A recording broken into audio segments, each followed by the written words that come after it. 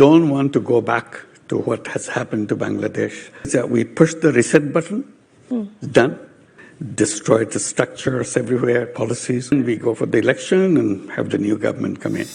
You have fans in the audience. Look at that. Wonderful to be with the fans. Professor Muhammad Yunus, a very warm welcome to the New York Thank Times and to our Climate Forward event.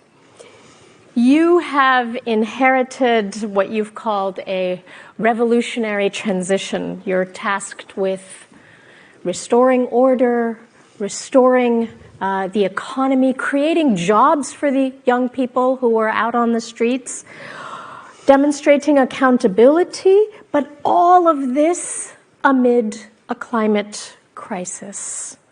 Yeah. How do you do that? Does it require a fundamental rethinking of how a country like yours prospers on a hotter planet?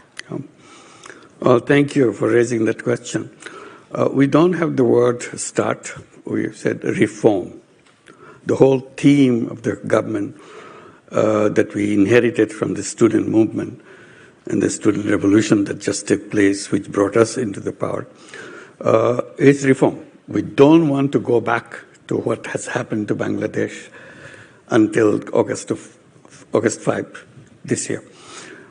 So the way they express it is that we push the reset button, done, build a new Bangladesh. So we are not inheriting things from our past. Okay. We build it completely new. So that's the task. Reform is the big agenda for us in every sector, because we have inherited devastated economy, devastated institution, destroyed the structures everywhere, policies.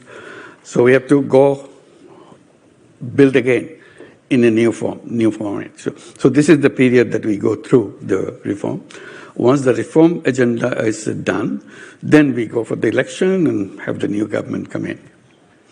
How do you do this in the middle of a climate crisis? This is something you have thought about for many years. You've talked about creating a society with zero emissions and zero poverty.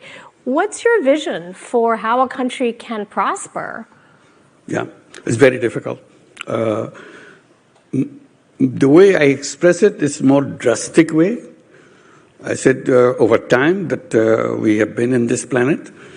We are very smart. We created a lot of smart things in the world. But we created a civilization which is a self-destructive civilization. So we have no escape route from this civilization but to destroy ourselves.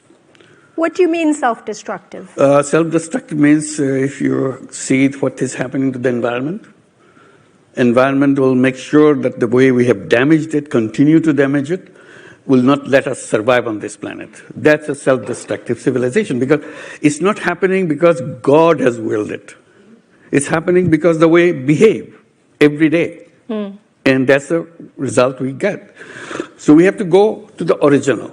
What are the basic principles of the civilization? What's the basic structure of the civilization? Where this destruction part comes out of it? Can we redesign this civilization in a different way, which will be beautiful world, self-supporting, enjoying life for every form of life on this planet? Yes, we can. We are smart enough to design that. But we're stupid enough to do something bad, which we are suffering right now. So we have to go back to the basics of that. That's a tall order. It's a tall order. In practical terms, what does that mean for you? It means the economic system that we built is the key to the destruction of this planet.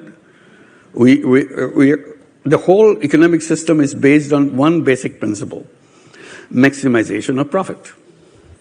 So you see only yourself. In the maximization of profit, you don't see what the planet is, where your neighbor is. You don't consider anything. That's what we teach in our business classes. That's what we practice in our business practices and so on and so forth. Maximization of profit. The more profit you make, more successful you are.